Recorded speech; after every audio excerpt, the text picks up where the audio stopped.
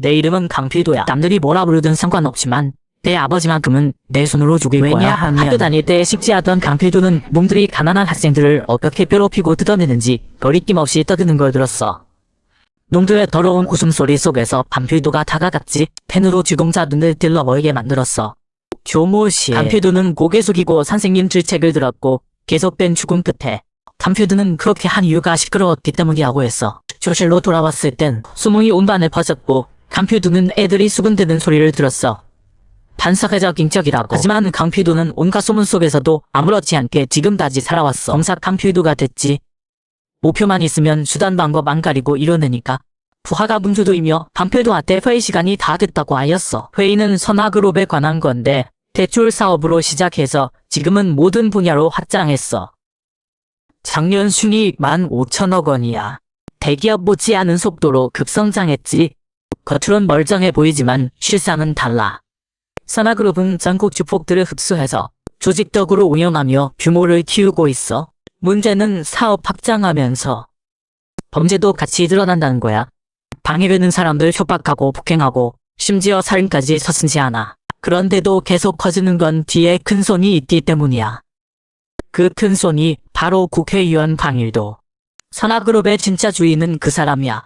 다들 술렁였어. 강일도가 이번 대선 후보거든. 술렁이는 사이회의는 끝났고 강필도만 남았어. 상사가 강필도한테 승진 때문에 너무 무리하지 말라고 했어. 아니면 여의도 쪽에서 스카우트 하려는 거냐고. 강필도는 그런 거 없다고 했어. 상사가 강필도한테 배물었어. 그럼 왜 이 사건에 그렇게 집착하냐고. 엄마와 나눴던 대화가 떠올랐어. 단시의 집착이 아니라 범죄수사라 닭이 일하고 했었지. 누군가는 해야 할 일이라고. 엄마는 처음으로 강필도한테 부탁했어. 이 일만큼은 안 되지만 돌이킬 수 없을 거라고. 슬픈 얼굴로 강필도한테 애원했어. 이 엄마는 말 들어달라고. 강필도는 고개 숙이고 상사한테 말했어. 그냥 해야 할 일 하는 것뿐이라고. 상사가 말했어. 능력은 인정하는데 혼자 일하는 게 아니고 숭배는 대선 후보라고. 잘못하면 검사들 전도 지킨다고. 상사가 은근히 협박했어. 합줄 걸린 문제라고. 여기서 그만두라고. 말 끝나자마자 상사한테 강의도 전화가 왔어. 상사는 전화기 너머로 온갖 보장을 들어놨어. 강필도랑 다 얘기했고 마무리 잘하겠다고. 강필도는 아부 듣기 싫어서 돌아서려는데 상사가 강필도한테 물었어. 연락 못 받았냐고. 어머니 돌아가셨다고. 장례식장엔 조문객 하나 없었고 사흘도 안 돼서 짐 지우기 시작했어. 대머리가 걱정했는데 옆 사람이 말했어. 형 냄새만 나면 되고 밑사람들은 신경도 안 쓴다고. 강필도가 들어와서 깨지고 짓밟힌 엄마 영정사진을 봤어. 남자가 무의하게 말하는 걸 들었어. 여긴 조문관실에서 받은 부검 보고서가 떠올랐어. 대충 자살로 처리돼 있었지. 사실은 놈들이 정말 잔인하게 죽였어. 이 정도면 살려달라고 빌 기회도 없었을 거야. 놈들이 계속 질러댔어. 숨쉴 틈도 안 뒀지. 놈들은 완벽하게 처리했다고 생각했지만 한낮이 눕혔어. 엄마가 죽기 직전에 단추 하나를 삼켜서 목에 걸렸던 거야. 남자가 다가와서 강필도 어깨 잡으며 말했어. 영장도 없잖아. 그리고 자기들이 죽였다는 증거가 어디 있냐고. 강필도는 말 섞기 싫어서 손가락 꺾어버리고 발로 차 날렸어. 주먹이 칼 들고 찔러왔는데 강필도가 피했어. 그리고 증거인 그 단추를 놈 이마에 3개 박아넣었어. 법으로 처벌할 생각 버렸어. 이제부터 강필도는 자기 방식대로 해결할 거야.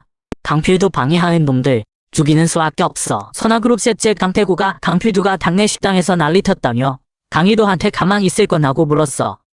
둘째 강호도 말했어. 다가오는 선거에 안 좋은 영향이 있을 테니 일 커지기 전에 손 써야 한다고. 장남 강도묵도 동생들 말에 동의했어. 그냥 둘 순 없다고. 자기 자식이면 어때? 맘에 안 들면 예전처럼 죽여버리면 된다고. 밤에 장필도가 골목에 도착했어. 식사를 마친 사람들이 그와 스쳐 지나갔지? 그들은 그가 장필도 같다고 생각했어. 하지만 장필도는 이미 검사잖아. 이런 곳에 살 리가 없지. 안경쓴 남자가 장필도의 뒷모습을 보며 예전 일이 떠올랐어. 그때 그는 괴롭힘을 당하고 있었어. 가해자가 담배 불러. 그의 눈을 태워야 했지. 그때 선생님이 나타나서 뭐 하는 거냐고 소리쳤어. 가해자는 시침이 뜨고 친구끼리 얘기하는 거라며 치유법 좀 빌리려던 거라고 했어. 선생님도 그들의 험악한 모습에 겁먹어서 적당히 불러대고 가봐야지. 그는 알았어. 이 놈의 손아비에서 못 벗어난다는 걸. 사람들이 멀어지고 그는 발표 깨진 안정을 썼어. 마침 장필도도 쓰레기 버리러 왔지. 그가 흉얼거렸어. 장비도가 아무리 열심히 청소해봤자 뭐해. 진짜 쓰레기는 항상 여기 있는데. 그는 팔을 꺼냈어. 목숨을 빼려고. 더 이상 사람 취급도 못 받는 삶은 싫었어. 장비도가 말했어. 오늘 당번이니까 쓰레기 치우는 걸 도와주겠다. 그래서 장비도는 가해자의 눈을 찔렀어. 안경 남자 인생의 쓰레기가 진짜로 사라진 거야. 근데 안경 남자는 이해가 안 됐어. 장비도는 대체 왜 그냥 자기를 도운 걸까? 안경 남자는 애들 얘기를 들으면서도 진실을 말할 용기조차 없었어. 그때 그도 장비도가 무서웠거든. 집으로 가는 길에 한 엄마가 딸을 기다리고 있었어. 곧 집에 온다던 애가 한참이 지나도 소식이 없었지. 장비도가 집에 돌아왔어. 문에 누군가 건드린 흔적을 보고도 안으로 들어갔지. 역시나 누군가 그를 죽이려 했어. 장비도가 칼을 잡으며 말했어. 다음엔 남의 집 들어갈 땐 신발부터 벗으래. 그러곤 어깨 넘기기 한 방에 남자는 기절했어. 다른 집엔 동료가 또 있었어. 장비도는 어차피 죽을 거니까 순순히 죽으래. 장비도는 말없이 목을 그었어. 부엌엔 또 한 명이 앉아 있었어. 역시 장비도를 죽이러 온 놈. 죽은 부하들을 보며 남자가 말했어. 돈 더 받아야겠다고. 큰일인데 화장실 문을 열자 바로 그 엄마가 기다리던 딸이었어. 남자가 태연하게 말했어. 장비도를 함정에 빠뜨리려고 온갖 꿈을 쥐었대. 마약의 횡령, 이웃 성폭행까지. 장 검사는 내일 뉴스 도배될 거래.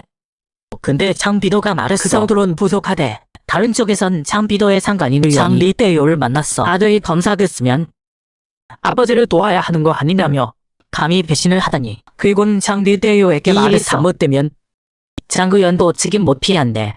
어쨌든 장리대요도 밑바닥부터 올라온 사람이니 어떻게 될지 잘 알 거래. 장리대요가 의원 앞으로 다가가며 말했어. 장난치려고 이 사이까지 온 데 아니래. 절대 용서 안 한대. 자기 앞길 막는 놈은 가족이라도 이외였대. 의원 얼굴에 바짝부터 말했어. 그는 의원이 상대할 놈이 아니니 손 떼래. 안 그럼 장리대요가 먼저 그 늙은이를 묻어버린대. 의원은 벌벌 떨려 알겠다고 했어. 그러곤 전화로 중단 지시했지. 하지만 그 놈들은 이미 죽어 있었어. 장비도가 전화를 받으며 장리대요랑 통화하겠대. 장리대요가 전화를 받았어. 장비도는 이 처리가 엉망이라며 예전 검찰총장 사이에 앉힐 수가 없대. 그리고는 장비도에게 물었어. 왜 저는 너냐고. 엄마 일 때문이냐고. 옥상에 온 장비도가 말했어. 장리대요가 오해했대. 엄마는 항상 안전장치 같았는데 이제 누군가가 그걸 풀어줬대. 그러자 장비도의 집에서 가스 누출로 엄청난 족갈이 일어났어. 불빛이 장비도 얼굴을 비쳤어. 장비도가 장리대요에게 말했어. 엄마 죽인 놈들을 한 놈도 안 남기고 죽이겠대. 가족이라도 예외 없이. 장리대요는 오히려 신이 났어. 이게 자기 자식이래. 장비도에게 느껴보래. 앞으로 얼마나 고통스러울지. 집안의 여자가 부추됐어. 경찰이 조사에 협조하라며 현장에 다른 사람도 있었냐고 물었어. 여자가 말했어. 젊은 남자가 한 명 있었던 것 같대. 검은 머리에 양복 입고 그리고 빨간 눈이었대. 어느 회원제 클럽 안. 막내 장태희주가 아주 기뻐했다. 장비도가 이번엔 정말 큰일을 냈으니까 장태희주한테는 좋은 기회였다. 원래는 눈에 띄는 행동을 피하려고 했다. 하지만 이제는 한글의 아버지 눈치만 보니까 장비도를 잡아버리기로 했다. 아버지한테 보였을 때가 됐다. 누가 진짜 믿을만하고 능력 있는 아들인지 부하 한 명이 말했다. 지금은 너무 민감한 시기라고. 지킬 거라고. 최소한 선거 끝나고 움직이자고. 장태희주는 말했다. 바로 그래서 이 꼴이 된 거라고. 쫄아서 숨기만 하는 꼴. 형들은 다들 잡에서 하나씩 챙겨가는데 자기들은 뒤에서 뒷수습만 하고 있다고. 장비도를 이용하는 게 본사로 올라갈 유일한 방법이라고. 한편 누군가 장비도한테 영상을 보냈다. 어머니가 죽기 전 집힌 영상을. 장비도는 그곳으로 갔다. 어머니가 왜 거기 갔는지 알아내려고. 차 한 대가 건물 앞에 멈췄다. 남자 한 명이 욕하며 말했다. 오늘 밤에 가져간다고. 당장 시작하자고. 동물병원 안. 굵은 목걸이 남자가 서명된 동의서를 꺼냈다. 이자 빌리면 장기로 갚아야 한다고. 원금 포함해서 전부. 남자는 울며 애원했다. 그래도 한 번에 이렇게 많이 가져가면 안 되지 않냐고. 굵은 목걸이 남자한테 애원했다. 한 번만 더 기회를 달라고. 다음 달엔 꼭 갚겠다고. 굵은 목걸이 남자가 짖어대는 개를 대어지겼다. 그러고는 남자를 가리키며 방금 못 들었다고. 뭐라고 했냐고. 남자는 울면서 다시 말했다. 굵은 목걸이 남자가 짜증내며 옆에 또 개 짖는 소리가 들린다고. 그러고는 방망이를 들었다. 그때 장비도가 들어왔다. 신경 쓰지 말라고 했다. 확인할 게 있어서 왔다고. 부하 하나가 막으며 말했다. 손님들이 줄 서 있다고. 장비도 보고 협조 좀 하라고. 장비도가 노려보며 말했다. 일 끝나면 나간다고 분명히 말했다고. 굵은 목걸이 남자가 장비도한테 물었다. 오늘 막 들어온 거라고. 안 보이면 신선하다고. 대체 뭘 확인하려는 거냐고. 장비도가 말했다. 단시 카메라만 보면 된다고. 다들 어리둥절했다. 물건 가지러 온 게 아니었나. 그러고는 다들 웃어댔다. 굵은 목걸이 남자가 말했다. 대신 장비도 눈알 하나 내놓으라고. 갑자기 뒤에서 부하가 람시로 기습했다. 장비도가 피하고 붙잡아서 발로 타격에 날려버렸다. 피를 토했다. 장비도는 바닥에 슈사스를 찍었다. 그렇게 순순히 보여둘 리 없다고 했다. 전부 다 필요 없다고. 이 떨로 하나만 살려두면 된다고. 싸움이 벌어졌다. 부하들이 줄줄이 쓰러졌다. 굵은 목걸이 난다도 목이 줄였다. 식사했다. 장비도가 바닥에 시파이프를 집었다. 남은 부하들한테 다가갔다. 고객 경보 못 준다던 부하는 한 방에 맞사주었다. 마지막 부하가 말했다. 당시 카메라는 밖에 작업실에 있다고. 작업실에 남자가 있었다. 우연을 숨지라고 있었다. 장비도가 들어오자 남자가 놀랐다. 시간이 없다고 했다. 감시 카메라 어디 있냐고. 남자가 일어나며 말했다. 장비도는 여전히 버릇없다고. 장비도 타지 알고 있다고. 그래도 인사는 해야 하는 거 아니냐고. 장비도의 의아한 눈빛을 보며 남자가 말했다. 몇 년 만인데 내가 많이 변했나? 오래간만이야. 장비도 사람 장비 만들어 놓고 차 옆에서. 남자가 말했다. 물건이 왜 약속한 것보다 이렇게 나냐고. 작업실에 문제가 좀 생겼다고. 그놈은 안구를 엄청 중요하게 여긴다고. 만약 누가 그 안구들을 건드리면 이 연고를 당하게 된다고. 하지만 이 일도 곧 끝난다고. 그 놈의 눈에 저렇게 만든 놈이 스스로 찾아왔다더라. 장비도가 몽둥이를 던지며 남자한테 헛소리 그하나고 얼른 감시 카메라 영상 내놓으라고 했다. 남자가 뒤에 있는 감시 카메라를 돌아보며 장비도가 역시 이것 때문에 왔다고 말했다. 그가 장비도를 가리키며 말했다. 그때 그 놈도 이해했다고. 원하는 게 있으면 수단 가리지 않고 푹 손에 넣는다고. 그래서 다들 너를 반사회적 인격 장비도라고 부르는 거야. 장비도가 남자를 장님이라고 욕하며 남자가 계속 혼잣말하고 있다고. 그가 자기를 아냐고 물었다. 남자가 화나서 자신을 가리키며 장비도한테 정말 기억한다냐고 자기가 물었다. 시끄럽다고. 장비도가 자기를 장님으로 만든 거라고. 장비도가 여전히 의아해하는 걸 보고 남자가 화를 내며 장비도의 안구를 빼내겠다고 했다. 칼이 날카로워서 장비도의 얼굴이 되었다. 남자가 물었다. 아직도 자기가 누군지 기억 안 나냐고. 장비도가 말했다. 자기는 쓸모없는 놈들한테 별 관심 없다고. 왜? 아는 척이라도 해줄까? 남자가 몇 마디에 열받아서 다시 부진했다. 장비도가 평생 자기를 못 잊게 만들겠다고 작은 칼 남자가 다유자지로 휘둘러 장비도의 어깨를 찔렀고 그리고 힘껏 살을 갈랐다. 장비도가 순간 피하지 못하고 머리로 남자를 세게 뒤받았다. 남자가 튕겨나갔다. 장비도가 이래야 기억났다고 말했다. 그때 남자 둘 분 다 멀게 했어야 했다고. 남자가 칼을 들고 장비도한테 지금 마음버릇을 대라고 자기가 장비도를 후회하게 만들겠다고 말했다. 다시 칼을 휘두르며 덤벼들었다. 두 사람이 치고받고 싸웠는데 갑자기 남자의 칼이 바닥에 떨어졌다. 장비도가 주먹을 쥐는 걸 보고 남자가 겁먹고 눈 감으며 손으로 막았다. 하지만 장비도는 남자를 지나쳐 뒤에 있는 감시 화면으로 걸어갔다. 먼저 감시 화면을 확인한 다음 남자를 어떻게 처리할지 결정하려는 화면에는 거였다. 어머니가 바닥에 무릎 꿇고 남자에게 애원하는 모습이 남자한테 말하라고 했다. 어머니가 왜 그한테 애원했냐고. 갑자기 남자가 전기 차단기를 내려버렸다. 어둠 속에 숨은 남자가 장비도한테 작은 칼을 던졌다. 작은 칼이 다시 장비도의 다친 어깨에 박혔다. 남자가 장비도가 자기를 노려보는 걸 보며 맞다고 말했다. 어쨌든 이건 그 엄마의 죽음에 관한 일이니까. 그 엄마가 갑자기 자기를 따라 남자는 이 큰 물고기를 놓칠 리 없었다고. 그 엄마가 목록을 하나 주면서 남자한테 찾아달라고 했다고. 돈은 얼마든지 지겠다고. 하지만 남자가 원한 건 돈이 아니었다고. 여자가 그가 탈아주기만 하면 남자한테 뭐든 지겠다고 했다고. 남자가 장비도한테 말했다. 그 여자가 그렇게 급하게 찾던 게 뭘까?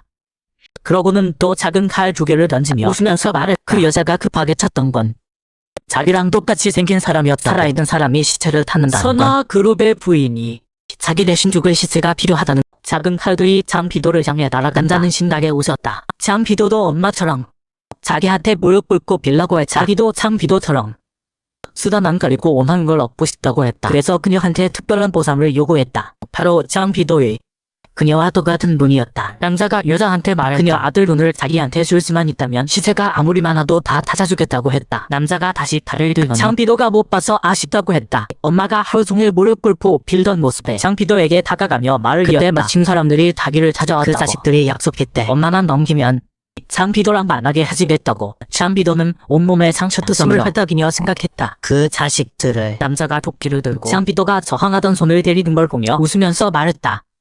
장비도의 안구를 빼내서 장비도를 지옥으로 보내 엄마랑 만나게 하시겠다고. 남자는 몰랐다. 계속 자기 야시경을 노리고 있었다는 걸. 야시경을 이은 남자는 미친 듯이 장비도 보고 나오라고 했다. 쓰레기처럼 숨지 말라고. 장비도가 전기 스위치를 올렸다. 불이 켜졌다. 안 보이는 건 남자분인 분이라고 했다. 남자가 말했다.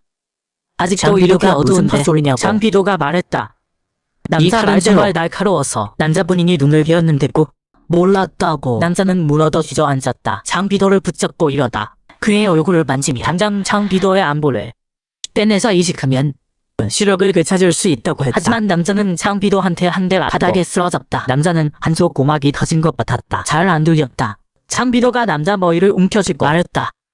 남은 귀를 지키고 싶으면 제대로 대답하라고. 아까 말한 그 자식들이 대체 누구자고. 아래층에서 사람들이 이 고물영혼에 붙잡혔다. 장타이구가 물었다. 구석에 주저앉은 남자는 죽은 거냐고 하라 말했다. 계속 싱글거리기만 해서 무슨 소린지 전혀 모르겠다고. 장타이구가 달 뻔해 남자를 보내버렸다. 부하가 말했다. 장비도도 방금 떠난 것 같으니 지금 애들 시켜 타으라고. 장타이구가 오니파를 보며 말했다. 필요 없어. 장비도는 이미 봤을 거야. 스스로 타져온 거다. 엄마 말고 또 누가? 여기 왔. 몇 달 전 선화그룹 본사. 장타이주가 들어가야 했지만 경비에게 대지당했다. 경비는 위에서 지시가 내려왔다며 오늘 회의는 지정된 임원만 참석할 수 있다고. 장태주는 자신이 선화그룹 셋째 아들이라고 말했다. 여전히 꿈쩍도 않는 경비를 보며 장태주는 칼을 꺼내며 누가 자기를 낚는 거냐 나오라고 소리쳤다. 둘째 형정 우가 뒤에서 벌어나오며 자기라고 해. 장태주의 모습을 보고는 비웃으며 예전이라 지금이라 마음에 안 들면 칼부터 꺼내는다고 했다. 장태주는 장우가 뭔데 자기도 임원 명단에 있는 사장이라고 욕했다. 장군은 되물었다. 모든 사장이 똑같은 줄 아냐? 장태주더러 잊지 말라고. 넌 그냥 합정업체 사장일 뿐이라고 했다. 직함 하나 받았다고 이렇게 날뛰니까 회사가 엉망이 되는 거라고 했다. 장태주는 들어가는 장우의 뒷모습을 보며 분했다. 자비보다 1분 먼저 태어났다고. 운 좋게 그 자리 차지한 것뿐인데. 그런데 이 말을 장우가 들었고 둘은 누가 형인지 한번 붙어보기로 했다. 막 시작하려는데 첫째 형장 강쇼가 나타나 바로 막았다. 장 강쇼는 줄 사이를 지나가며 장태주에게 그룹에 계속 있고 싶으면 튀지 말라고 했다. 시킨 일이나 제대로 해. 장태주 더러 주제 파악하고 형들 자리당 보지 말라고 했다. 장태주는 어쩔 수 없이 허리를 숙이며 알겠다고 했다. 속으로는 이게 평생 형들 뒤치다거리라 하라는 소리 아닌가. 장태주가 형들에게 북도 피고여지겠다. 누가 선화그룹의 다음 주인이 될 자격이 있는지. 클럽 안. 장태주는 부하가 건넨 선화그룹의 불법 사업 자료를 봤다. 넘겨보며 말했다. 형들이 돈 꽤 챙겼네. 근데 이 자료 확실한 거야? 부하는 장태주더러 걱정 말라며 이 자료는 유명한 세계적 해커한테서 받은 거라고 했고 장태주에게 이렇게 해도 괜찮냐고 물었다. 장태주는 불쾌하게 너마다 날 못 믿어. 부하는 급히 총성을 맹세하며 장태주 한 분만 따른다고 했다. 장태주는 일어나 부하에게 지시했다. 자료를 장비도에게 전하라고. 부하는 왜 막내 도련님한테 주냐고 이해하지 못했다. 거의 다 회장님 인맥이잖아요. 장태주가 말했다. 그러니까 더 다른 검사들은 믿을 수가 없잖아. 장비도 성격상 아이려면 무조건 수사할 거야. 그 녀석은 상대가 가족이든 말든 신경 안 써. 우리가 할 일은 장비도에게 무기만 쥐어주면 돼. 장비도가 알아서 움직일 거고 그 다음엔 우리가 선화그룹을 접수하는 거야. 현재로 돌아와. 장비도는 어머니의 죽음에 또 누가 연루됐는지 생각했다. 그리고 일어나 전화를 걸었다. 한편 회의를 마친 장구가 나오자 기사가 차에 기대 쏠고 있었고 다가가 뺨을 때렸다. 오가는 사람들이 다 이 장면을 쳐다봤고 말리러 온 최정전도 빗사래기를 맞았다. 장군은 지금은 예전이 아니고 자기도 최정전의 고등학교 동창이 아니라고 했다. 최정전이 이 모양이니까 밑에 놈들도 덧부린 거라고 했다. 최정전은 웃으며 허리 숙여 사장님 죄송하다고 열심히 일하겠다고 했다. 장구도 전화를 받았는데 전화 너머에서 아무 말이 없자 누구냐고 물었다. 장비도는 감시 영상 속 장면을 떠올렸다. 다른 사람들은 그렇다 쳐도 장구까지 그 일에 가담했을 줄은 몰랐다. 전화 너머에 장구가 조심스럽게 물었다. 비도야. 장비도가 말했다. 형, 오랜 아니에요. 전화를 끄는 장우가 물었다. 내가 내 엄마를 죽였다고 생각해? 내가 그랬든 아니든 넌 뭘 할 건데? 날 시키러 올 거야. 혼자서 선화그룹 변체를 상대할 수 있을 것 같아. 자신 있으면 날 찾아와봐. 장면이 바뀌고 장군은 운동실 안에서 샌드백을 계속 치고 했다. 샌드백 뒤 떨어지자 안에는 사람이 들어있었다. 옷을 입은 장군은 그들에게 처리하라고 했고 옆에 있던 부하에게 물었다. 자신이 지시한 그 일을. 옆에 있던 부의 동생이 말했다. 지금 알아보고 있다고. 아버지의 대선에 차질이 생기면 안 된다며 부의 동전에게 사람을 보내 장태희조와 그 주변 사람들을 감시하라고 했다. 요즘 너무 조용해서 불안하다고. 만약 장태주가 발견하면 그들의 비밀 아지트에 장구가 고개를 돌리며 불쾌하게 투이종션에게 알아보라고 한 것뿐이다. 장태주가 요즘 무슨 수작을 부리는지 이런 것까지 자기가 일일이 가르쳐야 하냐고. 투이종션은 열심히 하겠다고 말했다. 장구가 그의 머리를 눌러 자기 신발에 묻은 핏방울을 보게 했다. 예전은 잘했잖냐며. 오랜만에 실력을 발휘해볼래? 투이종션은 전에 장구와 함께 찍은 사진을 보며 바로 하겠다고 말했고 무릎을 꿇더니 장구 신발에 묻은 핏방울을 혀로 씻어냈다. 시간이 흘러 장비도는 차 안에 앉아 휴대하는 투이종션을 보고 있었다. 장비도는 예상했지만 그들은 정말 하루 종일 함께 움직였다. 이젠 투이종션 소장이라고 불러야 할지도 모르겠다.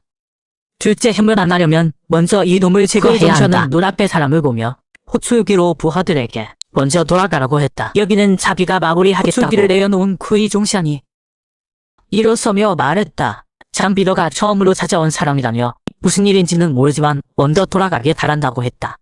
내일 월급날이라 기분 좋은 날 소동을 일으키고 싶지 않다고. 장비도는 망치를 꽉 쥐고 달려들었고 투이종션도 맞섰다. 장비도가 투이종션을 보며 말했다. 여전하네. 전직 종합격투기 챔피언. 장우랑 싸우러 온 거야. 자기가 참견할 일은 아니지만 투이종션은 장비도에게 충고했다. 형제끼리 그럴 필요 없다며 장구에게 사과하면 넘어갈 거라고. 이건 가족 문제니까 신경 꺼도 된다며 대화하러 온 게 아니라고 했다. 투이종션이 비켜주지 않으면 어쩔 수 없다고. 장비도가 다시 돌진했지만 손에 든 망치가 투이종션의 발에 차여 날아갔다. 장비도는 전혀 상대가 되지 않았다. 투이종션의 주먹에 정면으로 맞고 바닥에 쓰러졌다. 투이종션이 장비도 앞으로 다가가 이 정도 실력으로 선화그룹 전체를 상대하겠다고? 그만 좀 하고 같이 가자고 했다. 집안의 당구는 천문먹으로 싸우는 두 사람을 봤다. 이 녀석이 정말 닭이를 다져올 줄은 몰랐다. 투이종션이 한숨을 쉬며 말했다. 자기는 장비도와 개인적인 원한이 없다. 그저 밥벌이를 하려는 것뿐이다. 그러고는 장비도를 끌고 마당으로 향했다. 그런데 장비도가 또 일어섰다. 투이종션은 장비도에게 한 대 더 먹이려 했는데 장비도가 허리를 껴안으며 벽에 밀어붙였다. 투이종션은 팔꿈치로 3개, 장비도의 등을 타격했다. 장비도는 몸을 빼내고 다시 머리로 투이종션의 배를 3개 들이받았다. 투이종션이 말했다. 장비도가 생각해낸 방법은 거리를 좁혀서 자기 주먹과 발을 막는 것뿐인가 처음부터 알아봤다. 장비도가 삐병을 부린다는 걸 자기가 이 녀석은 장구의 동생이라는 걸. 그래서 투이종션은 더 화가 났다. 그러고는 비도라타며 장비도를 밀어냈다. 투이종션이 갑자기 말했다. 생각났다. 장구는 장비도를 대여라고만 했지 정중히 대하라고는 안 했다. 장비도는 투이종션에게 다리를 잡혔고 통제불능으로 바닥에 넘어졌다. 투이종션은 기회를 놓치지 않고 장비도의 다리를 장비도에게 포기하고 했다. 이대로 가다간 장비도의 다리가 진짜 부러질 거라고. 장비도는 포기하는 척하다가 갑자기 힘껏 투이종션의 다리를 달았다. 정말로 부러뜨릴 작정이었다. 투이종션의 다리를 투이종션이 멈추라고 소리쳤지만 다리는 결국 부러졌다. 투이종션은 부러진 다리를 붙잡고 헐뚝거리며 마당 안으로 들어가는 장비도를 보며 말했다. 자기는 결국 다리 하나만 부러졌지만 내가 장우의 동생이야 해도 그 사람은 널 안 봐줄 거다. 투이종션이 땅을 치며 말했다. 장비도는 장우를 전혀 모른다. 다들 그가 돈 때문에 장구의 빗처리를 한다고 생각한다. 하지만 사실은 자기 투이종션은 장구를 이긴 적이 없다. 아니 이기고 싶다는 생각조차 한 적이 없다. 처음부터 장구는 격투가 지루하다고 했다. 단순히 승부를 가리려는 게 아니다. 상대를 비참하게 무릎 꿇여 사여단하고 비에 만드는 게 목적이라면 사람을 죽이더라도 상대를 자리한테 복종시킨다. 장우는 그런 인간이다. 지을 싸움은 절대 안 한다. 장비도 내가 다 할 생각해. 이문 안으로 들어가면 정말 죽는다. 어디든 숨어라. 그게 너랑 나 둘 다 살 길이다. 장비도가 고개 돌려 투이종션에게 말을 자기가 싫은 줄 알아. 하지만 자리는 이제 숨을 곳이 없다. 장비도는 결국 초인종을 눌렀다. 문을 여는 순간 장비도에게 주먹을 당겼는데 문을 연 건 형수였다. 최정전이 다리를 짚으며 웃었다. 형수가 워낙 많아서 인사 안 해도 상관없지. 장비도가 불쾌한 표정으로 최정전을 봤다. 장구 어디 있냐고 물었다. 최정전이 말했다. 자기가 장비도한테 말하면 장우한테 죽을 거라고. 장비도가 바로 발로 최정전을 부러진 다리를 밟으며 말했다. 자른 발이 되기 전에 빨리 말해. 최정전이 장비도의 다리를 붙잡고 다리 하나쯤 뭐 되시냐며 장비도가 장구가 누군지 아냐고 물었다. 그는 선화 닭회사 사장이다. 장비도가 무슨 수로 그와 맞설 수 있겠냐. 최정전이 장비도에게 마지막 충고를 했다. 지금 포기하라고. 장비도가 천천히 뚜그리고 앉아 말했다. 충고. 자기도 최정전한테 충고하라 해주지. 지금 말 안 하면 장구한테 죽기 전에 자기 손에 먼저 죽을 거라고. 한편 비밀기지에서는 장구가 앞에 사람을 신문하고 있었다. 손에 몰래 찍은 사진을 들고 자기를 조사한 거냐고 물었다. 남자가 거외지어 말했다. 자기는 차에서 친구 기다린 것뿐이라고. 장구가 무슨 말 하는지 모르겠다고. 장구가 카메라로 내리쳤다. 남자에게 물었다. 자기가 내 친구냐고. 계속 때렸다. 남자가 꿈쩍도 안 하겠다지. 부하가 사원증 하나를 건넸다. 그 남자 거였다. 선화그룹 상무지원부 형님 직속 부서였다. 장우는 자기가 말 잘 들었는데 형님 주시대로 했는데 아직도 자기를 못 믿는 건가 싶었다. 부하가 나머지는 어떻게 하냐고 물었다. 장군은 형님이 이렇게까지 하는데 가만히 당하고만 있을 순 없었다. 부하에게 풀어주라고 했다. 부하가 덧점했다. 의도를 먼저 알아봐야 하는 거 아니냐고. 장구가 카메라로 머리를 잡다. 담배 피우던 장우가 물었다. 최정관 지금 어디에 있냐고. 옆 사람이 말했다. 사장님 집 앞에 있을 거라고. 장구가 부하에게 최정전한테 전화하라고 했다. 자기랑 형님이 한판 붙기 전에 스트레스 풀산쇼 하나 준비하라고. 한편 최정돈이 말했다. 자기는 최근에 무슨 일이 있었는지 모르겠지만 장구가 한 곳에 오해 안 있고 경호원도 전보다 많아졌다고. 근데 한 곳은 장구가 혼자 가는 곳이 있다고. 문제는 아무도 몰라. 언제 가는지. 보통 장구는 완전 연락왔을 때만 간다고. 최정전이 연락 오면 장비도한테 알려주겠다고 기다리라고 했다. 말이 떨어지자마자 전화가 왔다. 최정전이 장비도에게 물었다. 선화그룹 공장이 전국에 몇 개나 있는지 아냐고. 145개. 그렇게 많은데 앞에선 전혀 모른다. 안에서 뭐가 일어나는지 장군은 그걸 잘 안다. 입구는 기사랑 비서만 알 거다. 비밀 유출 막아야 하니까 장비도가 산부 탐고 가면 볼 수 있을 거다. 장구가 안에서 즐기는 자기만 누릴 수 있는 재미. 텅 빈 공장에서 롤 따위 무시하고 오직 자기만을 위한 시합을 여는 거다. 장구가 뒤도 안 돌아보고 말했다. 최정전한테 똑똑히 들었겠지? 여기서 자기 이기면 돈 얼마든 받아갈 수 있다고. 장비도가 입을 열었다. 자기는 돈 필요 없다고. 다른 거 달라고 해도 되냐고. 장구가 멈칫했다. 장비도 뭘 원하냐고 물었다. 장비도는 돈 필요 없다. 장구가 딱 한 가지만 알려주면 된다. 엄마 죽인 범인이 대체 누군지. 장구가 고개 돌려 한숨 쉬었다. 최정전 그 새끼. 그러고 장비도한테 말했다. 이 세상에 믿을 놈은 하나도 없다고. 장구가 장비도 얘기를 하니까 정말 기분 나쁘네. 그러니까 버림받는 거지? 장비도는 오해하지 말라며 자기가 모두를 버린 거라고 했다. 장구는 그래 맞아 전혀 놀라지 않았다고 했다. 그러곤 똥이 날리는 가운데 장비도에게 주먹을 날렸다. 장비도는 확실히 다르다고 했다. 다른 놈들은 돈에 정신하에 많은데 장비도는 전혀 관심이 없었다. 그래서 장비도는 안 맞는 거다. 선화그룹에도 이런 놈은 필요 없어. 장비도는 얻어맞으며 계속 밀렸고 결국 쿵 하고 바닥에 쓰러졌다. 그를 보며 말했다. 위에서 너 같은 놈을 그냥 둘 것 같아. 장비도가 일어나서 장우를 보며 이 정도로 우쭐내면 안 되지 않냐고 했다. 장우야말로 목숨 걸고 대대로 싸워야 하는 놈이라고. 장우는 장비도의 헛소리를 들으며 다시 달려들어 공격했다. 장비도는 그에게 붙잡혀 마구 타였고 간신히 빠져나온 뒤 장고의 공격을 피하기 시작했다. 장구는 장비도가 계속 기어 물러나는 걸 보며 쥐새끼처럼 언제까지 도망가니 거냐고 했다. 이렇게 시간 끌 거면 차라리 엄마한테 가서 물어보는 게 빠르겠다. 뒷떡 철제 선반에 기댄 장비도는 드라이버 하나를 발견했다. 그러곤 장우를 도발했다. 언제 목숨 걸고 전력으로 싸울 뻔하고. 장우는 허다 머리 끝까지 났다. 이 새끼가 감히 자기 위에 올라타라고 해. 공장 밥차 안에서 두 사람이 장구와 장비도의 움직임을 지켜보고 있었다. 장타이고의 예상대로 장우는 이 인물을 큰형님 조빌로 알고 있었다.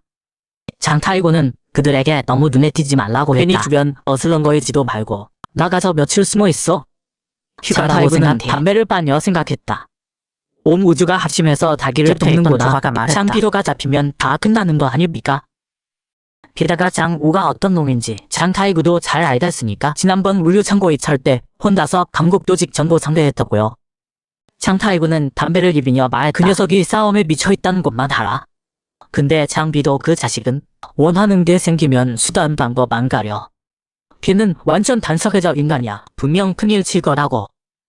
불행. 장비도가 발에 걷어차여 넘어졌다. 드라이버마저 빼앗겼다.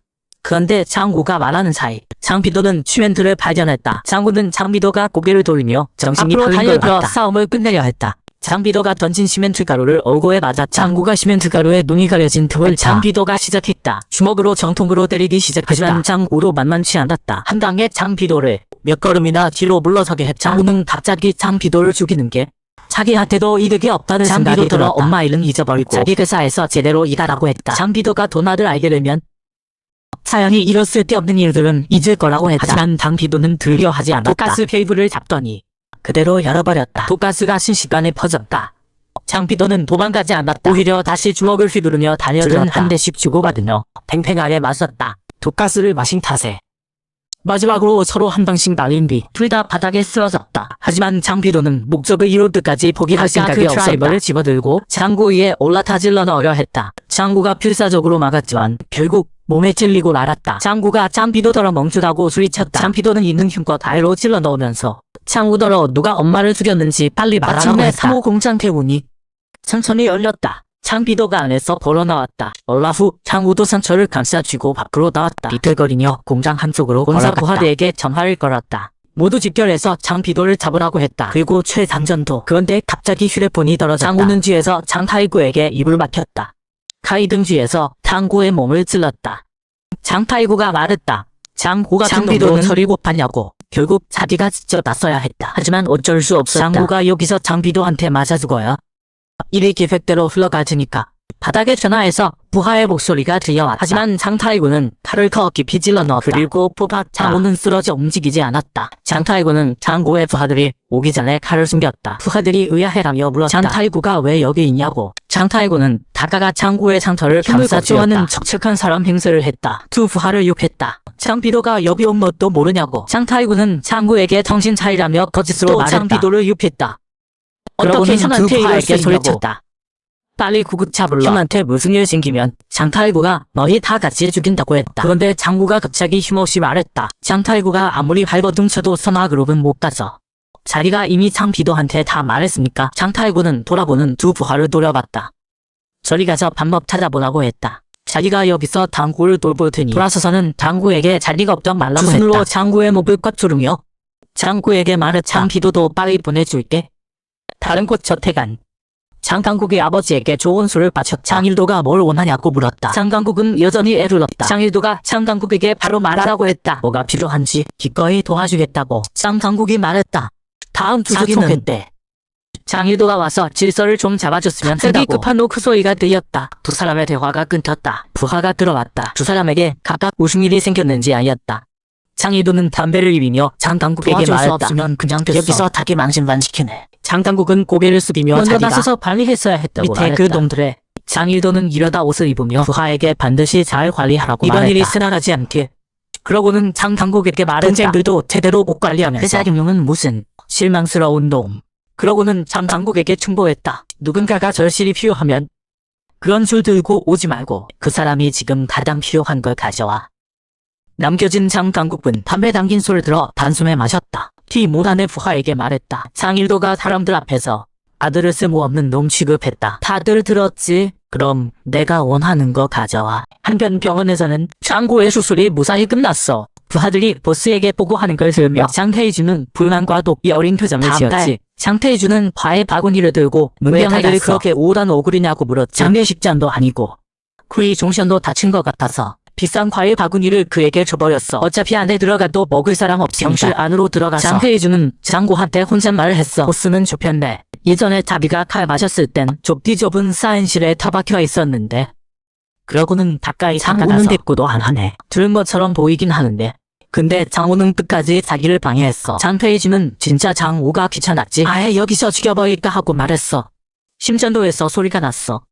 장태희주가 또 겁먹었나? 그냥 말로만 친 거라고. 밖에 부하들 잔뜩 있는데 그럴 리 없잖아. 장태희주는 장우를 보며 물었어. 그냥 궁금한 건데 장비도는 그날 왜 장우를 살려줬을까? 둘이 만났을 때 무슨 얘기를 했는지. 장우의 손이 떨렸어. 심전도가 빠르게 울렸지. 의사가 달려왔고 장태희주는 돌아서 나갔어. 장구는 말하기 싫은 게 너무 티나는데 그럼 직접 가서 물어볼까? 차에 탄 장태희주는 옆에 있던 장강쇼에게 깜짝 놀랐어. 장강쇼는 여기 왜 왔냐고 물었지. 장강쇼는 장구가 깨어나도 예전 상태로 돌아가긴 힘들 거래. 장태희주는 무심하게 말했어. 그럴 수도 있지. 자기가 그때 장구를 못 찾았으면 장례식장에서 만났을 거라고. 장강쇼가 받아쳤어. 슈퍼부군이 장구를 확실히 죽이려고 작정한 거야. 정확한 이겨. 칼좀 쓸 줄 아는 놈인 것 같던데. 장태희주는 손톱을 물어뜯기 시작했어. 장탕쇼가 이어서 말했지. 그놈은 들키기 싫었던 거야. 조용하고 빠르게 장우를 죽이려고 했어. 근데 장탕쇼가 아는 장비도는 그런 식으로 안 해. 이런 칼질을 내가 장태희주가 늘 쓰는 방식이랑 더 비슷해. 장탕쇼가 말했어. 자기가 장태희주한테 칼 쓰는 법을 가르쳤으니까 잘 안다고. 장태희주도 알지. 장태주의 심장은 미친듯이 비었어. 장당쇼는 진료 기록을 띄즈며 의사란 놈들이 사람 살릴 거면 제대로 살리든가 아니면 깔끔하게 쉽게 내버려 두든가 해야지. 이게 뭐야? 그러고는 장태주를 부르며 내일부터 본사로 출근하래. 장고 자기가 너무 오래 두면 안 좋으니까. 차에서 내린 장당쇼가 고개를 돌려도 자기 말했어. 뒤에서 몰래 바보 같은 짓 하지 말라고. 알았어. 장태주. 차 문이 쾅 닫혔고 장태주는 겁에 질려 숨이 막혔어. 심장이 터질 뻔했지. 심장을 진정시킨 장태주는 스스로를 달랬어. 진정해. 어차피 자기가 했다는 증거는 없잖아.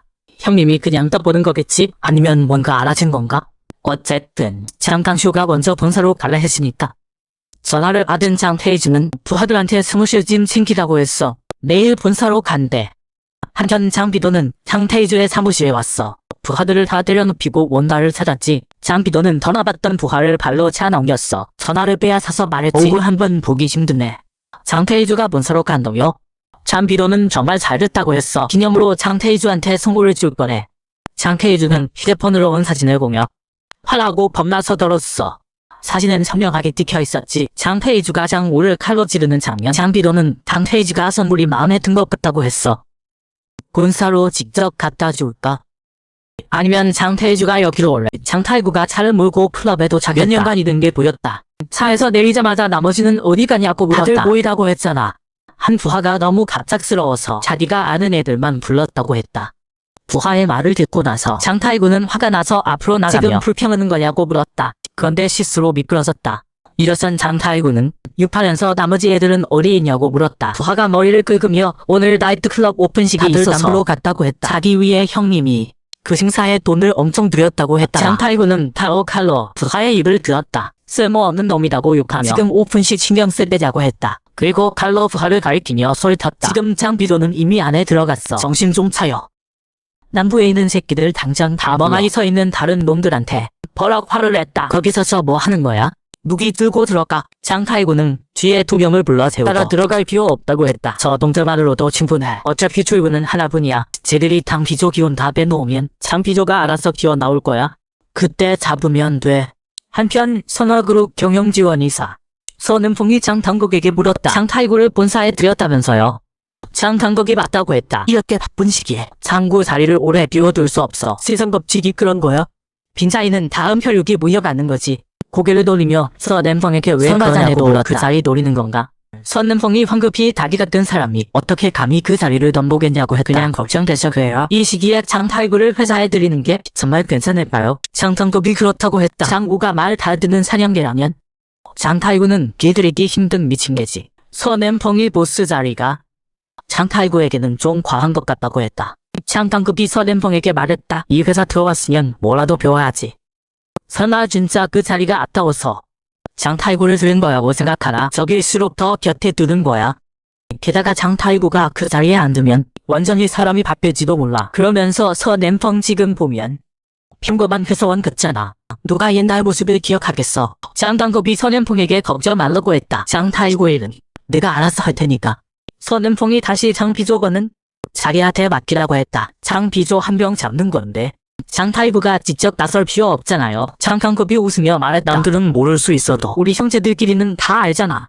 장비조 한 명이 선악으로 문명을 좌우할 수 있다는 거. 시선이 돌아와 장비조는 쳐들어온 부하들을 처리하고 있었다. 부하들이 무기를 들었지만 장비조 맨손을 당해낼 수 없었다. 겁먹고 도망치려던 부하 한 명을 장비조가 붙잡아 끌고 왔다. 장비조의 모습이 출구에 나타났다. 밖에 남아있던 두 명이 달려들었다. 하지만 다 빗나갔고 장비조가 한 발씩 타서 넘어뜨렸다. 장태구와 장비조만 마주 서 있었다. 장비조가 말했다. 이 선물이 마음에 안 들면 나한테 말해. 쓸모없는 놈처럼 장태구를 보면서 자기를 죽이려는 표정이었다. 장비조는 만약 집단 사람들이 장태구가 한 짓을 알게 되면 어떨 거냐고 물었다. 참지 못한 장태구는 쌍칼을 들고 휘두르며 찔렀지만 장비조가 모독했다. 장비조는 타이밍을 봐서 장태구의 팔꿈치를 한 방 날렸다. 장태구의 팔이 순간 힘을 잃고 칼 한 자루가 떨어졌다. 한 자루만 남은 채 장태구는 계속 휘둘렀다.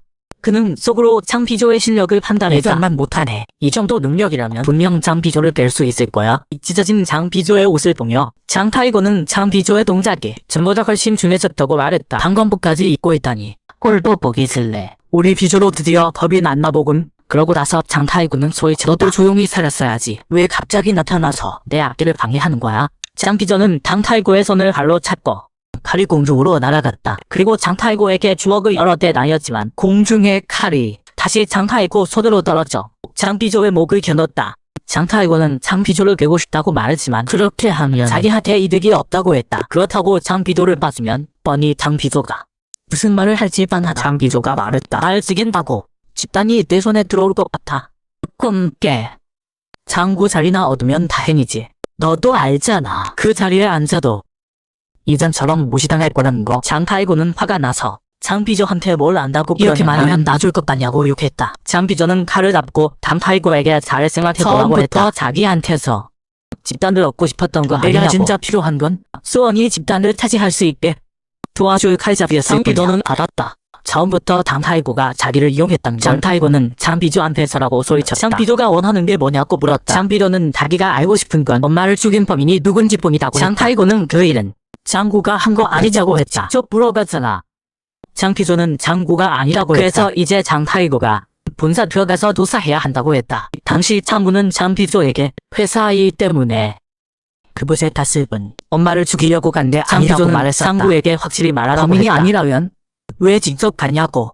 장구는 장비조는 신경 안 쓰겠지만 수원이 집단 내부는 소용없는 전쟁터라고 했다. 장비조가 전기로 발을 들인 이후 문제가 생겼다. 집단 안에서 계속 장비조 자리를 노리는 놈들이 나타났다. 자기랑 장당시호는 그런 장놈들은 처리할 수 있지만 주식이 큰 문제였다. 형제들과 다른 이사들의 주식을 다 합쳐도 합병 당시 기존 주주들과 장비조 세력을 합비엔 부족했다. 그 놈들도 충분히 그 살을 떼었을 능력이 있었다. 그래서 저희 때 회장 자리를 쉽게 넘겨줄 수 없었다. 장당시와 형제들은 자칫하면 경영권을 잃을 수도 있었다.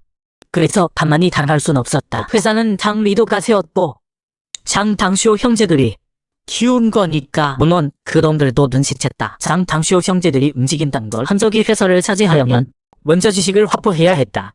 다들 지식을 확보하여 했지만 쉽지 않았다. 그런데 손에 쥔 주식이 회사 운영을 좌우할 만한 사람은 바로 엄마였다. 누군가 빼앗으려고 엄마가 가진 수원이 집단 주식을 그래서 엄마를 해친 거다. 오직 집단을 차지하기 위해서 장타이구가 수원이 집단을 원한다면 누가 엄마 죽음과 관련되든지만 찾아내면 된다. 장비조가 직접 전부 죽일 테니까.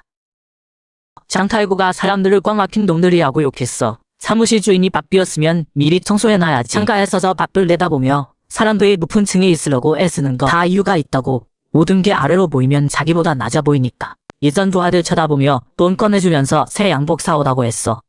본사에 왔으면 좀 제대로 차려입어야지. 그리고 다 내보냈어. 남은 측근한테 저 아이들 좀 제대로 교육시키라고 했어. 그리고 알아보라고 한번 어떻게 됐냐고 물었어. 측근이 소유권에서 장타이구한테 건네며 여기 다 있다고 했어. 장타이구가 이대 중첨단으로 못하냐고 태클리드로 보여주면 안 되냐고 중이 남이라고. 측근이 죄송하다며 보안 문제 때문에 이렇게밖에 못한다고 했어. 장타이구가 자료담도 보며 자세한 건 직접 만나봐야 알겠다고 했어. 측근이 얘네가 집단에서 오래 일했다고. 부인 돌아가신 다음 달 바로 퇴직했대. 장타이구가 퇴직금도 엄청 챙겨갔네. 자료 냄새 맡으며 웃으면서 진짜 구인네 지독하네. 측근한테 이것도 그 천재 해커가 찾아낸 거냐고 물었어. 측근이 맞다며 일 제대로 하는 놈이라고. 장타이구한테 또 시킬 거 있냐고 물었어. 장타이구가 없다며 그냥 어떤 놈인지 궁금했을 뿐이라고. 똑똑해 보이니까 이런 애들 더 찾아보라고. 싸움만 잘하는 놈들 말고. 측근이 서류에 있는 놈들 바로 처리하냐고 물었어. 장타이구가 어이없다는 듯이 좀 머리쓰하고 우리는 더 높이 올라간 것만 생각하면 돼. 나머지는 장필도가 알아서 할 거야. 주차장에서 한 남자가 닥칠 때는 경비한테 욕하고 있었어. 그때 뒤에서 차가 와서 남자차 뒤를 들이받았어. 장필도가 차에서 내려 남자 욕은 무시하고 경비한테 바로 가서 머리를 채탕에 박아버렸어. 장타이구가 너 예전에 선악그룹 다녔던 박초호 맞지? 옛날 사진이라 장필도가 찾는데 꽤 애먹었어. 박초호 묵기 잡고 장필도가 빨리 말하라고. 자기 엄마 죽인 놈들 어디 있냐고. 어느 창고 안 BAK 초음이 감독하러 왔다. 사람들이 빗자국을 담는 걸 지켜본다. 힘이 없다고 불평한다. 일을 제대로 못한다고. 다그 매니저는 집에 가지 말라고 한다. 한 노동자의 발에 손을 올린다. 형님, 아직도 그 일 하세요? 그러다 진짜 지옥 가요.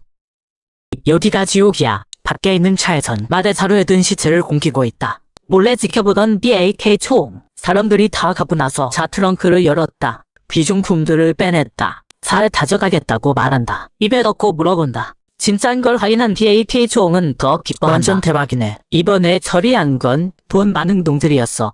하지만 지금 지하비실에 묶여있다. 퇴직금이 200억. 도대체 뭘 했길래 그렇게 큰 돈을 받는 거야? 회사 위에서 30년을 기처럼 일했으니까. 테이프를 꺼내 BAK 총의 입을 막는다. 좌우로 때리기 시작한다. 대답하여는 고개를 끄덕히 하고 한다. BAK 총의 살에 직접 찔러넣는다. 결국 강필도가 의자를 끌어 BAK 총 앞에 앉는다. 손에 서류를 들고 누가 시킨 건지 묻는다. BAK 총에게 전부 가리키라고 한다. 절대 내 같은 또망이 혼자 할 수 있는 일이 아니야. 똑바로 보고 말해. 선악으로 사모님을 죽이려고. 우두머리가 부하들에게 마구 때리게 한다. 그 새끼 지금 어디 있어? 무슨 꼴 당할지 알아. 이러면 안 되는 거 알아요. 근데 이번에 또 돈 못 갚으면 사지업자들이 날 죽일 거예요. 참 불쌍하네. 근데 넌 여기서 죽든지 나가서 사지업자들한테 맞아 죽든지 선택의 여지가 없어. 근데 이런 더러운 것 이자도 못 갚잖아. 우두머리가 좋은 일을 소개해줬다. 잘만 하면 큰 돈을 벌 수 있다고. 회사 정식 업무가 아니라 비밀리에 하는 일이야. 넌 걔네가 가져오는 걸 조용히 처리만 하면 돼. 무슨 일인데요? 회사한테 숨기고 해야 되는 거 돌아온 건 딱이. 지금도 마찬가지야. 강필도가 때리며 묻는다. 아직도 기억 안 나? 총 4명. 그 중에 누가 시킨 거야? 전 선화그룹 류아씨였기 말한다. 선화그룹 사모님을 죽이려고. 강필도도 BAK 총을 돌려보며 묻는다. 선화그룹 건물 아래 대머리 한 명이 자기 배를 두드리며 자기가 못보 대머리라고 떠들고 있어. 쓰레기 같은 놈들이 그렇게 작은 칼로 찔렀는데 배에 살에 튕겨나갔대. 진짜 웃기지 않아? 손냄팽이 대머리 어깨를 톡톡 치며 말했어. 내 배가 얼마나 두꺼운지 주먹 한 방에 대머리는 배를 움켜쥐고 주변에 앉아있던 두 명이 벌떡 일어나 손냄팽이 누구냐고 물었어. 손냄팽은 말도 안 하고 덤빈 두 놈을 주먹과 발로 때렸어. 바닥에 쓰러졌어. 대머리가 고개를 들며 말했어. 우리 보스가 누군지 알아? 손냄팽이 그의 머리를 밟으며 말했어. 그런 거에 관심이 있을 것 같아. 장폐일주가 아프게 외쳤어. 어느 건방진 놈이 감히 내 사람한테 손을 대? 손냄팽 앞으로 다가가서 장태주가 말했어. 손냄팽이 말했어. 로비에선 조용히 해야 돼서 규정을 몰라서 내가 알려준 것뿐이야. 장태주가 손냄팽의 어깨를 치며 말했어. 로비가 회사 오고 왜 분위기를 이렇게 엉망으로 만들어? 손냄팽이 말했어. 로비에서 조용히 하는 건 담당조 사장님이 직접 정한 장태주가 앞으로 나서며 말했어. 나도 규칙 하나 무례한 놈은 내 손에 죽을 거야. 그가 말했어. 손냄팽도 알겠지만 회사 규정은 회장님이 정한 거야. 회장님 아들이야. 손냄팽의 화난 표정을 보며 장태주는 돌아서 갔어. 다들 일 잘하라고. 엘리베이터 안에서 부하가 징수 버튼을 누르려고 했어. 장태주가 갑자기 말했어. 부하가 당황하며 말했어. 우리 사무실은 그 층이 아니에요. 장태주가 말했어.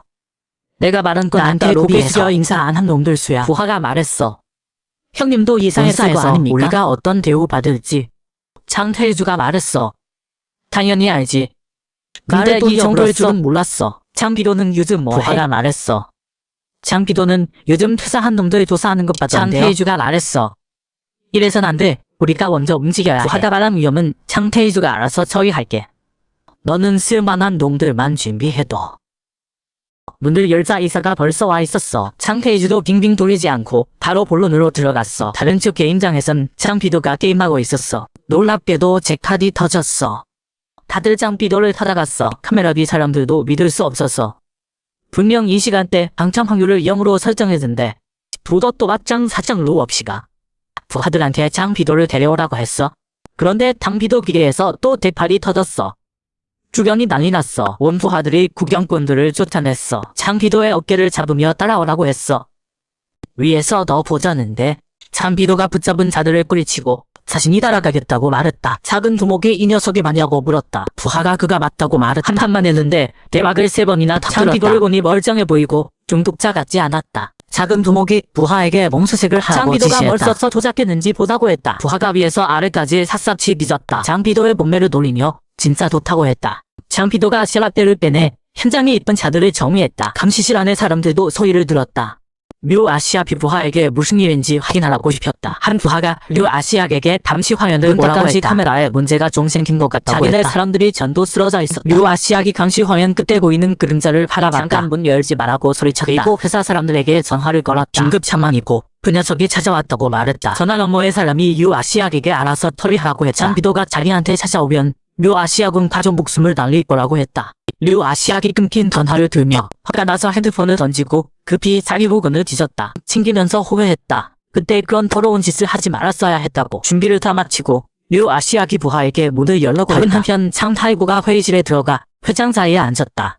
여러 이사들이 화를 내며 장타이고가 뻔한 걸 묻는다고 했다. 장이사가 기침을 하고 다들 목소리를 낮추라고 했다. 자리일 뿐인데 호들갑 떨지 말라고 했다. 그리고 장타이고 사장님이 인사만 하러 온 건 아닐 텐데 자기들 고위층을 수집한 이유가 뭐냐고 물었다. 장타이고가 여러분과 회사의 미래를 논의하고 싶다고 말했다. 아래 사람들이 겁먹었다. 이건 산전포고나 다름없었다. 장당쇼 사장님이 아니면 큰일이었다.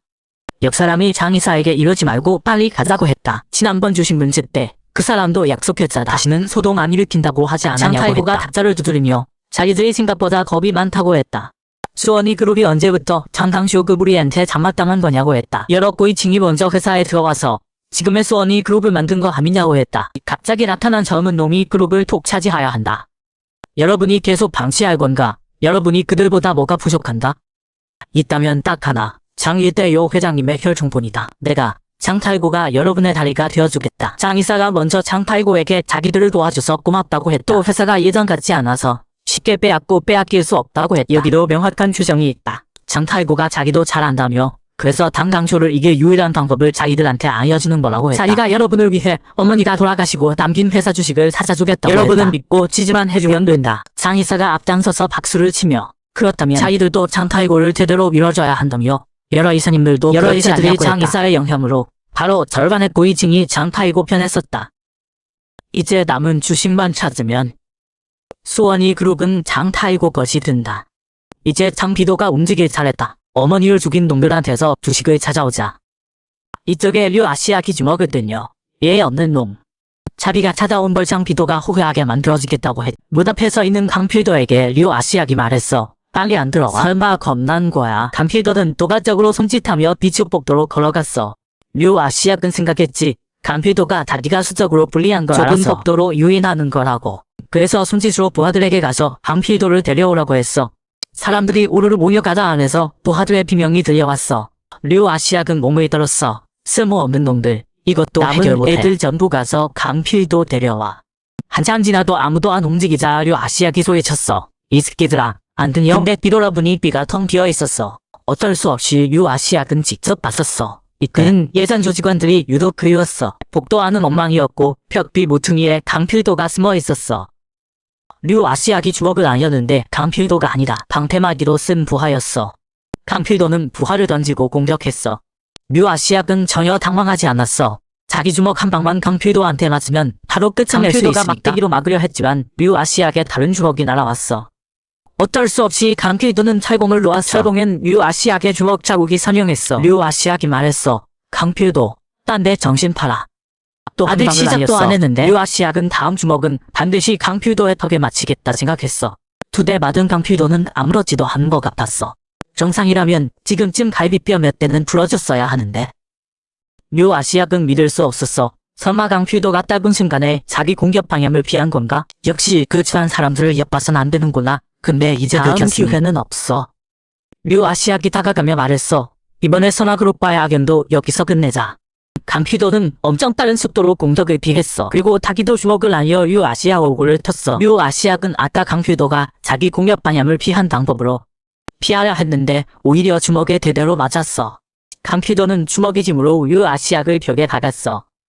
빨리 반응해야 한다고 생각한 류 아시아는 반응할 시간도 흉도 없이 강필도한테 맞아가라게 무릎 꿇었어. 류 아시아기 힘없이 말했어. 강필도, 자기한테서 뭔가 알아내려는 거겠지만 자긴 그냥 회사 지시대로 한 것뿐이야. 강필도가 무릎으로 류 아시아 코를 오여쳤어. 류 아시아는 순식간에 코피를 쏟으며 손도 힘없이 떨어졌어. 강필도가 말했어. 고개 들어. 반응 없는 류 아시아를 보고 발을 또 올리려 하자. 류 아시아기 몸을 떨며 급히 손을 들어 막았어. 강필도가 말했어. 자기가 왜 찾아왔는지 알고 아냐. 류 아시아기 애원했어. 자기도 위에서 시킨 대로 한 거라고. 말이 끝나자마자 또 한 발이 이마로 날아왔어. 류아시약은 눈앞에 강피도를 보며 생각했어. 절대 말 안 해. 전부 말하면 이 녀석이 분명 자기를 죽일 거야. 졸개 하나가 뒤쪽으로 돌을 옮기고 있었어. 뛰쳐나온 류아숙이 수레째 사람을 들이받아 넘어뜨렸지. 류아숙은 얼굴을 감싸고 어디어갔어. 화가 타라와 걱정했지만 세게 밀쳐냈지. 고개를 돌리니 다가오는 장비도. 류아숙은 절대 못 이긴다고 생각했어. 괴물이야. 지하주차장에 도착한 류아숙은 트렁크를 뒤지고 있었어. 다시는 연락 안 할 줄 알았는데 핸드폰을 찾은 류아숙은 전화를 걸었어. 빨리 받아달라고 비면서 배터리가 거의 다 됐거든. 남자가 전화를 받더니 류아숙이 심심해서 밥 먹던 거냐고. 류아숙은 욕하여 지금 장난칠 때가 아니래. 다른 놈들이랑 연락했냐고 물었어. 남자가 여유롭게 말하게 돈 좀 벌었다고 권난지게 굴더니 해야 되냐고. 류아숙은 미안하다며 머리가 안 돌아간대. 무슨 일이냐고 물었지. 류아숙이 말했어. 그 여자 아들이 찾아왔대. 남자는 그것도 못 해결하냐며 혼내주면 되잖아. 류아숙은 그 놈을 안 봐서 그런 소리 하는 거래. 그분한테 바로 연락 가능하냐고 물었어. 남자가 왜 찾냐고 물었지. 류아숙이 말했어. 회사에 찾으러 오면 가만 안 둘 거래. 남자가 말했어. 그분이랑 엮이기 싫으니 류아숙이 알아서 해결하래. 끊겠대. 류아숙은 계속 애원했어. 꼭 보답하겠다고. 예정 봐서. 모른 척하지 말라고. 그때 차 한 대가 류아숙을 향해 돌진했어. 남자는 핸드폰 들고 의아해지. 류아숙이 말하다 끊긴 거야. 전화기에서 장비도 목소리가 들렸어. 친구가 지금 통화 못한대. 영원히 못할 수도 있고. 류아숙한테 할 말 있냐고 물었지. 전산화그룹하고니 말했어. 이 새끼 하나 잡았다고 잘난 척하네. 전화 갈래. 그 여자 죽일 때 류아숙이 한 말. 뭐라 했더라. 부인 아니랄까봐. 정말 곱게 생겼네. 그때 류아숙 웃던 얼굴 하고는 지금도 모르는데 장비도한테 확인 좀 해달래. 류아숙 표정이 어떤지 볼만하겠지. 장비도가 전화겠대. 바구는 죽기 전에 할 말 있냐고 물었어. 바구니 그때 뭐라 했더라. 꽤 꼬셨다고 했나? 장비도가 류아숙을 발가죽였어. 홍콩 만두집 사장 칼셴이 말했어. 식당에선 음식이나 팔지. 이런 장난감 만들지 말라고. 카지노에서 쓰면 바로 걸린대. 이 녀석 렌탈 버릇을 못 버렸어. 부하가 손살에 치며 자기들이 만든 게 아니래. 그렇게 똑똑하지 않대. 칼셴이 그럼 누가 한국에 달았냐고. 부하가 유엔맹의 거래. 칼셴이 닫힌 문을 보며 유엔맹이 한국인이랑 거래했냐고. 그때 안에서 유엔맹이 난리치며 컴퓨터를 박살냈어. 칼셴이 급히 들어가 유엔맹을 말렸어. 유엔맹은 선다며 칼셴한테 여권 만들어달라고 했어. 돌아가야 할 것 같대. 칼셴이 무슨 소리냐고. 한국으로 가겠다는 거냐고. 머리 긁으며 유엔맹 약속 벌써 잊었냐고. 거기 일은 안 건드리기로 했잖아. 유엔맹이 알고 있대. 도와주기만 하려 했는데 알수록 못 참겠대.